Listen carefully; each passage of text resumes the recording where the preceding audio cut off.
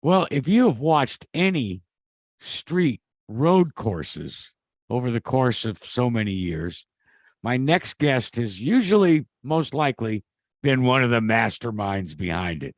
We're talking about the head of NZR Consulting, whose latest effort was foisted upon us 1 year ago across the Korean War Memorial Bridge in Nashville, Tennessee, for the Music City Grand Prix. Tony Cotman is in the house here. And Tony, first of all, welcome to the wind tunnel. But the most pressing question is, where in God's name did you come up with the idea to start designing temporary street courses? You know, back in 2010 was probably the first one we did Sao Paulo in Brazil. And I always had an interest in that side of things. And one thing led to another. And I was doing a lot of work with FIA associated things at that time. And hey, why not, right? It's fun, it's interesting, and no two things are ever the same. Well, certainly you treated us to probably one of the most unusual treatments from NZR with the Music City Grand Prix layout 1 year ago. But as I understand it, it's going to be different when they drop the green flag this year. Tell me about it. Yeah, I mean, there's a few small changes. There's really only two to speak of. I think one of the things last year that was discussed back and forwards a little bit is particularly related to the restarts. Mm-hmm. Where would the restarts take place? Last year they took place at the finish line, right in front of the stadium into turn one, as you typically would have, but it's pretty narrow.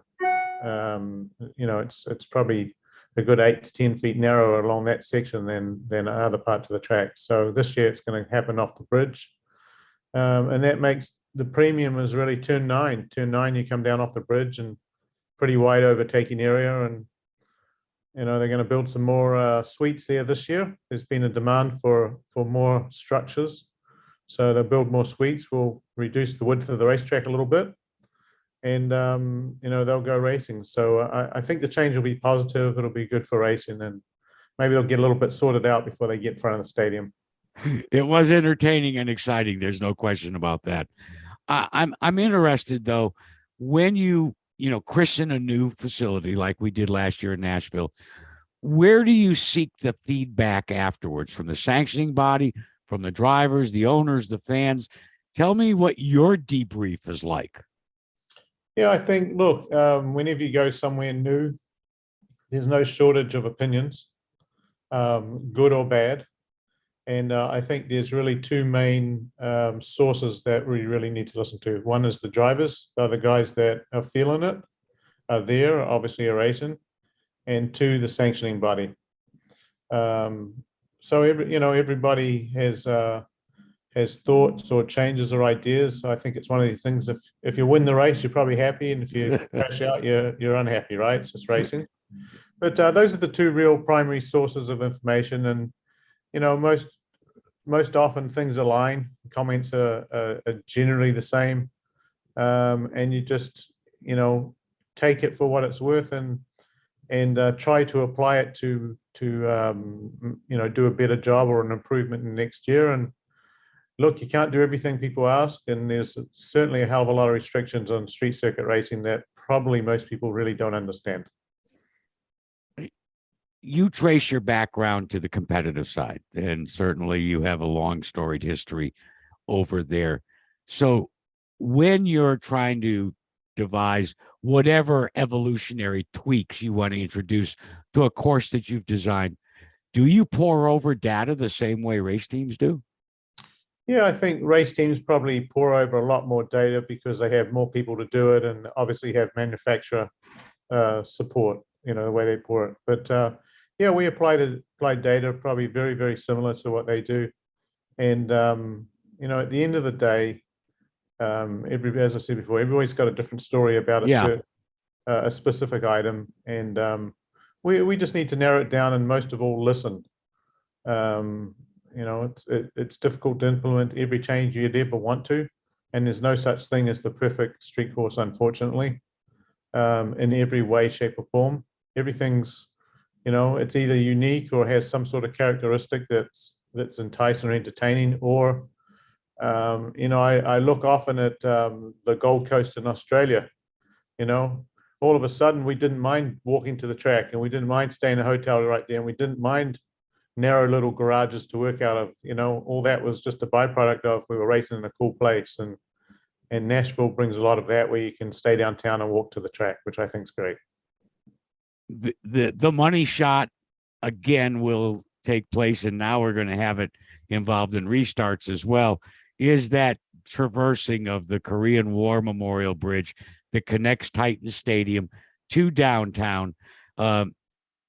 Where in your evil mind did you come up with that concept, and what were you thinking?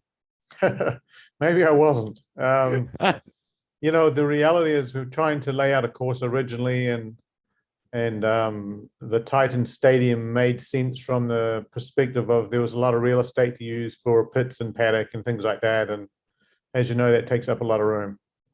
And then it was a matter of trying to connect that in some way.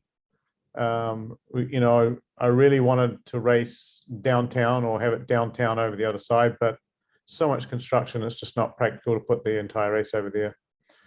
And then was looking for some straightaways of a reasonable length.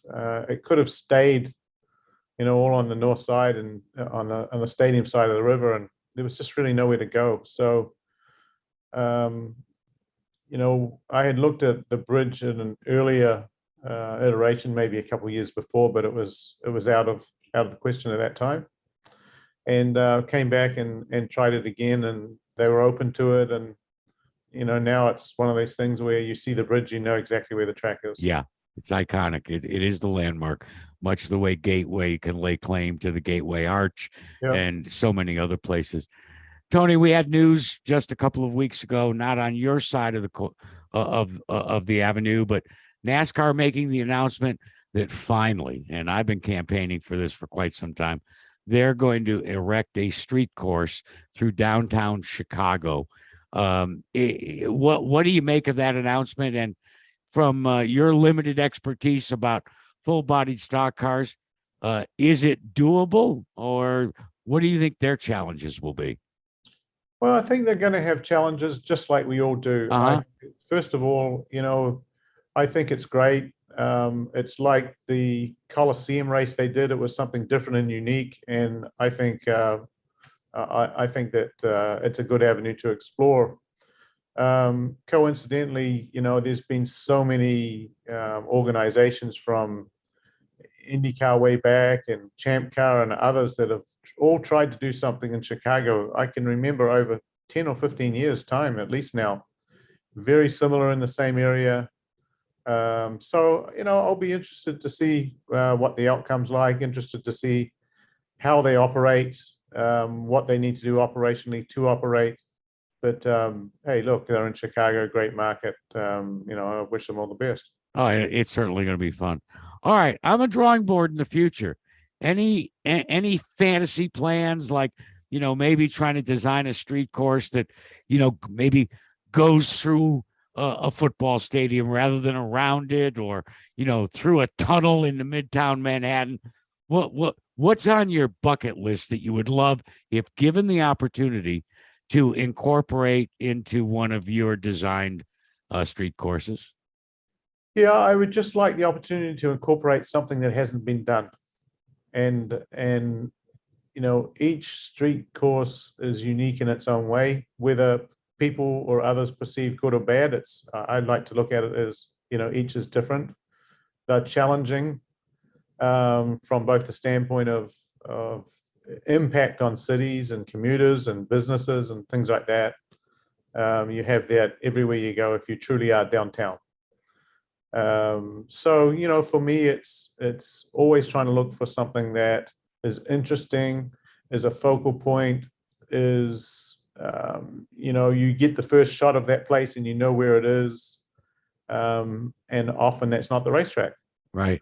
And we got to remember we're in the entertainment business, and racing quite often, compared with whatever else goes on the weekend with sponsors and corporate and other things, is probably, you know, sometimes secondary. It's just a small portion of what goes on during an event, you know, music, rock concerts, so forth. Well, as in golf, you know, there's a recognition factor if you hire Jack Nicklaus's group or, you know, Pete Dye to design your golf course. And certainly you and NZR Consulting have gotten that same sort of image. If it's a Tony Cotman designed street course, two things you can count on. One, it will be exciting. And two, if you don't win, you may be pissed off. Yeah, there'll be a lot of people that will be entertained. Tony, it's always a pleasure. And we'll be watching intently in the season 2 of the Music City Grand Prix across that money shot, that bridge. Thanks so much for joining me here inside the wind tunnel today. You're welcome. Appreciate it, Jack.